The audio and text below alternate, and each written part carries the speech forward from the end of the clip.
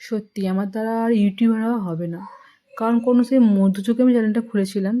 আজ পর্যন্ত আমার 2K হয়েই রয়ে গেছে। এর থেকে বাড়ছেও না।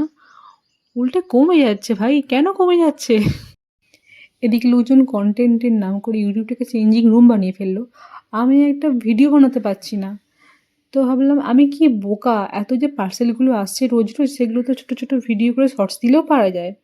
ওই যে না, পার্সেল এলো কি না এলো একদম হামলে পড়তে হবে তবে কী আছে দেখার জন্য। ভিডিও অন করতেই ভুলে যাই।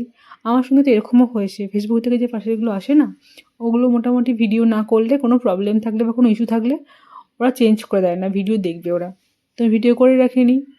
এবার আমার জিনিসটা ফেরতও নেয়নি। এরকম অনেকবার হয়েছে। তাও আমার শিক্ষা হয়নি। তো যাই হোক সে ছিল আগের কথা। তো এটা হচ্ছে এখনের কথা। আমি ভেবেছি যে যে পার্সেলগুলো এখন আসছে অন দ্য ওয়ে, একটা, একটা করে ঢুকবে। আমি এগুলোকে ভিডিও বানিয়ে শর্ট ফর্মে ছাড়বো। কিছু নয় অন্তত আমার 10-15 দিন তো এভাবে শর্টস দেওয়া হয়ে যাবে। তারপর দেখা যাবে। তো এই ছিল আমার মিশো থেকে আনা একটা মঙ্গলসূত্র যেটা খুব সুন্দর এসছে এডি স্টোনের। এটা নিয়েছে 135